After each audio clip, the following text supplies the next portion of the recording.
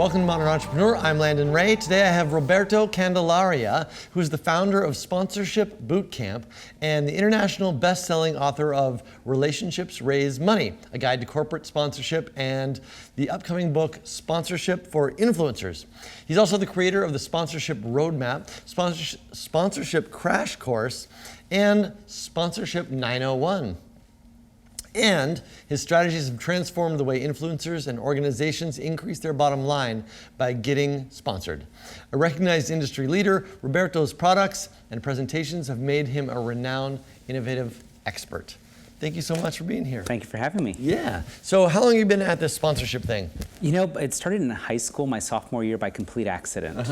Our choir had the opportunity to go perform at Walt Disney World, and they say, hey, you know, go to sell chocolates, go do the bake sales. And I was just like, we need to raise $1,000, and every one of these chocolates I sell, I get 25 cents. That's a lot of chocolate. And so I saw one of the posters in the high school with the football teams and like the brands around it, and I was just like, what is that? And my choir teacher was like, well, people pay for that. And I was like, they pay for that? Would they pay for a choir concert? And that was how I got into sponsorship, not knowing that it was sponsorship. I just knew that I didn't want to sell chocolate to go to Disney. And so I actually say my sophomore year, but professionally, I started my company in 2009. And for the past 8 years, I've had the opportunity to guide other entrepreneurs how to get funded. Funded by sponsorships. Yes. And so these larger corporate sponsors are hoping to get their brand out there on the back of whatever it is that the smaller entrepreneurial company is doing. Right. Yeah, absolutely. You know, when it comes to sponsorship, I think that there's a lot of confusion about what it is, and when it really comes to sponsorship, these brands are looking for, how do I get an ROI? How do I build loyalty with a following? And what I think a lot of entrepreneurs and nonprofits miss is that, we have something that they don't. And, Ontraport has something that they don't, which is access to a community, to a tribe that absolutely loves us. And they're just looking at us saying like, hey, I want some of that. How do I get some? And so they pay us for the right to be able to have access to the people that we have access to. And by access, what is it specifically that they get? Oh, sure. It could be promotional opportunities at an event, being part of a book launch, space on a website. It could be, the official airline provider or the official hotel. There's just a gamut of opportunities. And I say, as long as it's legal and as somebody can see value in it, it can probably be sponsored. Interesting. So if I am, selling snowboards online, who's sponsoring that?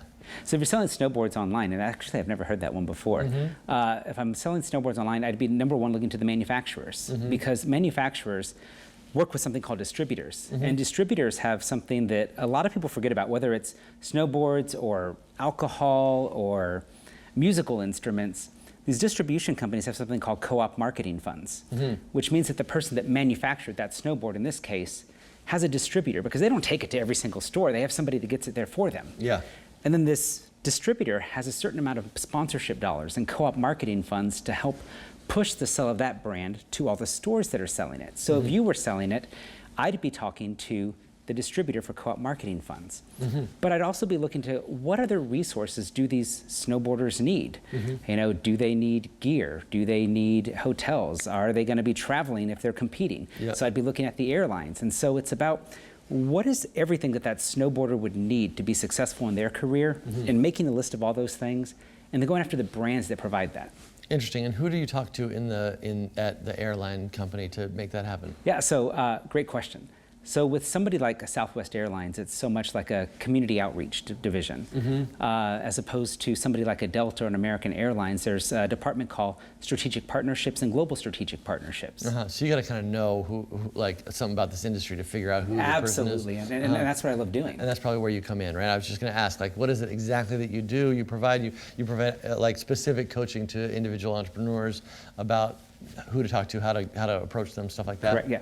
So through our online courses, we teach people how to get sponsored, and we teach them what they want to have sponsored, how to have it sponsored, what benefits to offer, who to reach, and then how to actually make it happen. And then on the flip side, we also teach and consult with brands on who to give money to. And so it's kind of fun for me because I get to be here and I'm just like, hi, you need to give money to these people. And then over here, it's just like, hi, these are the people you need to go talk to for money. And I'm very fortunate to be in a situation that I could have never imagined, because my parents were migrant workers. They like picked cotton and carrots and onions. And to go from that to me having the opportunity to work with $18 million in sponsorship, I'm just like, who am I to be able to do this? Yeah, very interesting. So let's talk about your business a little bit. You've been at this since 2009. Correct. I'm going to presume that you're not different than everybody else, and that it wasn't just like a completely smooth sail from start to finish. So tell me what, if you could go back and give yourself a piece of advice that would have made the biggest difference for you as you tried to build this business, what would it be? I think the biggest piece of advice I would have given myself is to trust yourself. I started my business in a time where I was going through some medical situations, and I had 11 surgeries in 18 months. And I was on an $832 a month Social Security disability check, $104 a month in food stamps. And I came up with every reason why I couldn't succeed because of my situation. And I eventually learned just to believe in myself. And so I wish that I would have trusted myself sooner and not listened to the doctors, not listened to everybody else that was just saying like, do you realize like none of this is gonna matter? Like, they're like, you're gonna die, this. My family's like, why aren't you spending time with us? And everyone's like, because I believe in something. And I wish that I would have trusted myself sooner. And I think even now, there are days where it's just like, okay, let's try something new. And it's just like, but that's scary as shit. What if it doesn't work? And so I wish I would have trusted myself sooner. So just interesting to be an entrepreneur and to have like, I wasn't risky enough, be your personal challenge, right? I mean, that's basically what you're saying, right? Oh yeah, absolutely. Because I think that, we see the risk that some people take.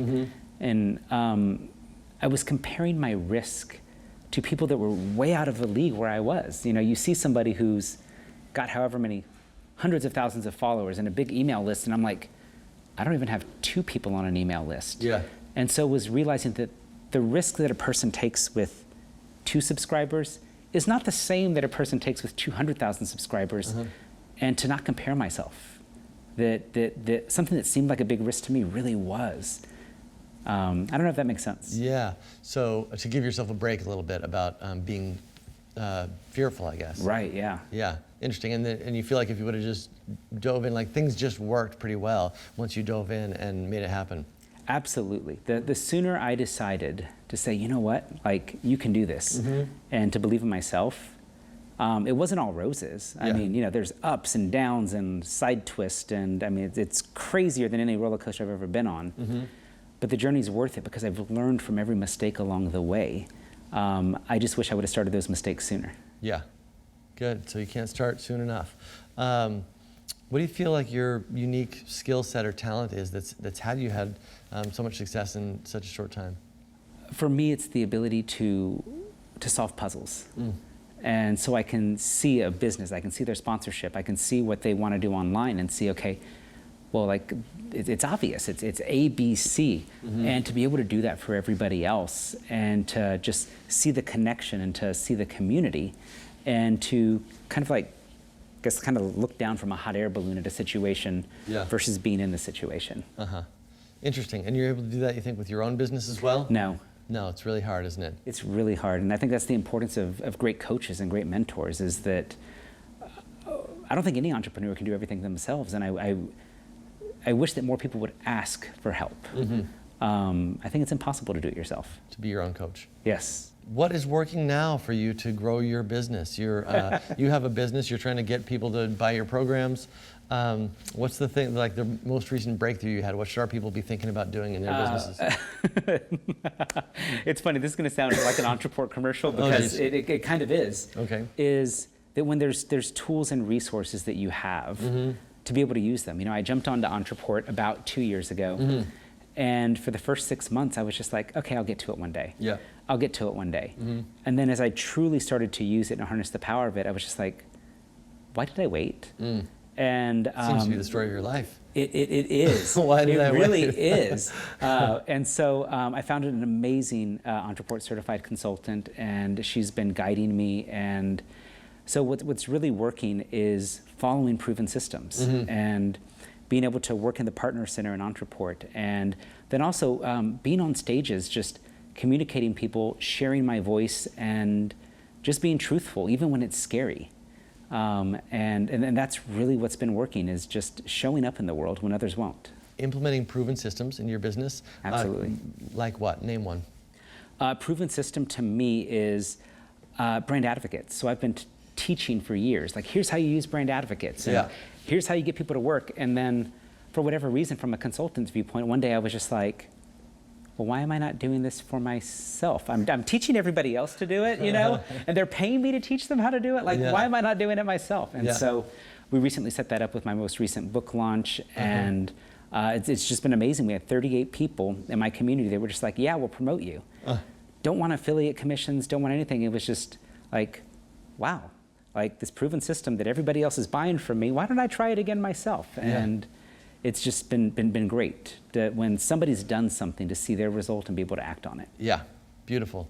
So let's talk about some of the challenges you faced. I still haven't heard anything that sounds like real problems here. Like, I should have started sooner because it was all just so easy. Like, what are you wrestling with right now? What are you struggling with? What are you trying to learn? Yeah, so I'd say the first real big challenge was when I started my business. I took out a $10,000 loan from my mom. And thank God she believed in me. I made the mistake of hiring a web designer, and this is back when they were like, is it going to be WordPress? Is it going to be Joomla? Is it going to be Drupal? And nobody knew. And the web designer ran off with my money. As one will. But that was like, I was like, man, I borrowed that money from my mom. And that was really rough, because I didn't know how to tell my mom that, like, I wasted her money. I felt. And so I'd say that, you know, fast forward, now that we know that it's WordPress and all these other things, the big challenge right now is keeping up with technology and social media. It's just like, you know, as soon as we figure out social media, it's like, bam, new thing. And then I think that the other big challenge is finding peers where you're at. It can be lonely being an entrepreneur, because you don't know, like, who's going through what you're going through, and sometimes people just want to make things look perfect, and they're not. And so I think it's a big challenge is being able to communicate with people truthfully, and know that they're going to be truthful with you, and that they want to help you, because this journey is not easy. At all. And so I think that people need those peers. So you're trying to keep up with technology. It's coming at you. I'm technology. You're not into it. I broke a website the other day. We found this new WordPress theme, and I decided it was going to be cool, so I installed it on what I thought was a staging site. I broke the entire website. It happens. Yeah, it wasn't cute at all. So how do you decide, like, what, you know, there's too much to take it all on, right? Like, you can't do everything. But how do you decide what technologies to experiment with in your business, and what's worked recently for you? So most recently, well, how do I decide is I never want to be the paid beta tester. And what I mean by that is, you know, there's all these phones that come out with all these latest and greatest updates, and then we know that, like, the first 24 hours or so, that, like, they're getting all the quirks out. So I never want to be the person paying for somebody else to figure out their mistakes. So I look for my friends, for my colleagues that are having results before I make decisions, and I think that's part of the risk taking. Is that from a technology standpoint, where I know that's a weakness for me? Just don't. I don't want to be the first person to jump in. So I'm looking, like, what they're doing. And what they keep doing, maybe, and what they keep doing. But what's working right now is bots. And Facebook chatbot thing. Facebook chatbot and mini chat. And I saw it at first, and I was like, why would somebody want to talk to a robot? This makes no sense. I don't like getting a robot message.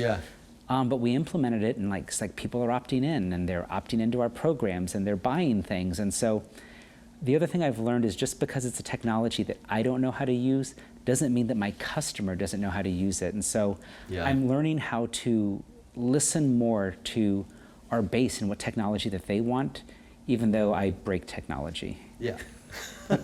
Awesome. So you've been at this a little while. You're obviously got you know, years to go in your career, but do you have a sense yet of what you're all about here? What the legacy is that you're building?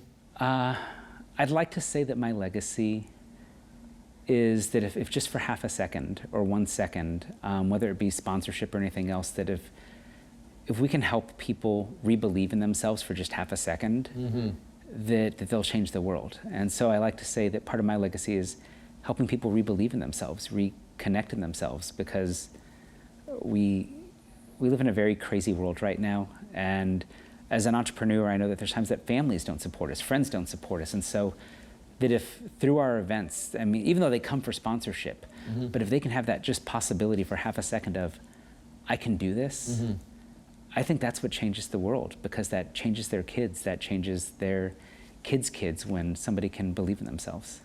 Yeah. So we've called this thing Modern Entrepreneur, trying to figure out what it is that's most unique and interesting about this modern moment in the history of entrepreneurship, where things are so kind of like wild and unknown. What do you think the unique opportunities and maybe responsibilities are for an entrepreneur today? I think some of the unique opportunities is that, we have so much technology to help us reach people faster that, if I go back to 2009, it's like the social media thing didn't exist. No. Facebook Live started in April 2016. So none of this existed. So I think the opportunity to be able to reach your audience faster is something that we've never seen before. Yeah. And I also think that the responsibility of that is, with this technology, what are we doing to actually show up, to make our mark, to make our difference, to make our impact, whatever people feel that is for them. Like, what are we doing? We have more access than ever before. I don't want it to be in vain. We have a responsibility to show up for the people that need us. And if not, then why is there this technology? I don't know. That's me. Got it. That's great. Thank you so much, Roberto. It's been a pleasure to have you here. Would you sign our wall? For sure. Thanks.